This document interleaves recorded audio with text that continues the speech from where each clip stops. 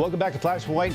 We continue our interviews with Charlotte City Council at-large candidates, and now we're talking with Republican Charlie Mulligan. Charlie, thanks for coming on, sir. Yeah, thank you so much for having me, Ben. My number one question, what is your number one priority if you get elected? Yeah, well, we all know, I think it's pretty well known about how Charlotte ranks for upward mobility. There was a study that came out that ranked us 50th out of 50 cities.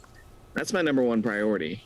We can't have so many of the problems that we talk about, whether it's safety, whether it's the division across our city. It's all caused by the fact that we haven't been good as a city about creating pathways for those who need to move upward in society to get there. And that's caused by lack of affordable home ownership. That's caused by the fact that we have kind of, in my opinion, an establishment that I like to call the Charlotte way, which is that we kind of like things to look a certain way. And if you're not part of the in-group, I think oftentimes it's very hard to get things started, whether you're trying to move upward in your career as a professional or if you're a small business owner. And so I'd like to see that change. I mean, I've lived in the city my entire life. And in so many ways, the gaps between the haves and the have-nots have only gotten wider in my 32 years. And I picture Charlotte as a thriving, multicultural southern city.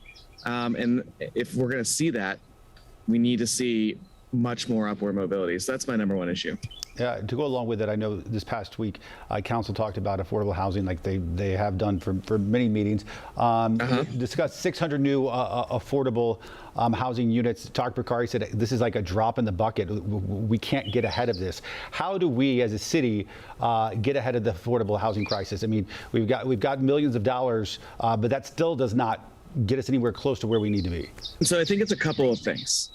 Specifically on the housing issue, we do like to, we like to do bonds and raise money specifically for affordable housing. And I'm in favor of that.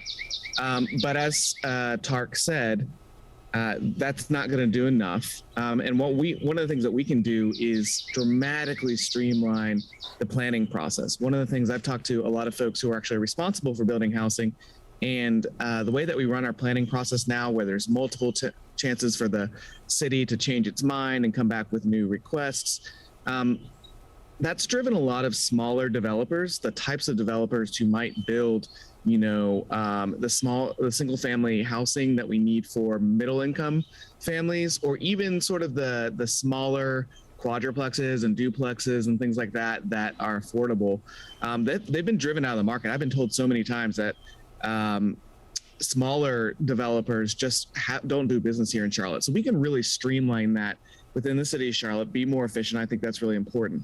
But secondarily, and this is really my expertise, this is what I've done over the last 2 or 3 years, is we need to create, I've done this professionally, and we need to create a better ecosystem for sustainable job growth, especially at the entry level and low and middle income jobs. We talk about projects every once in a while where launch like a big fancy initiative, spending X million of dollars to try to support workforce development or whatever the case may be.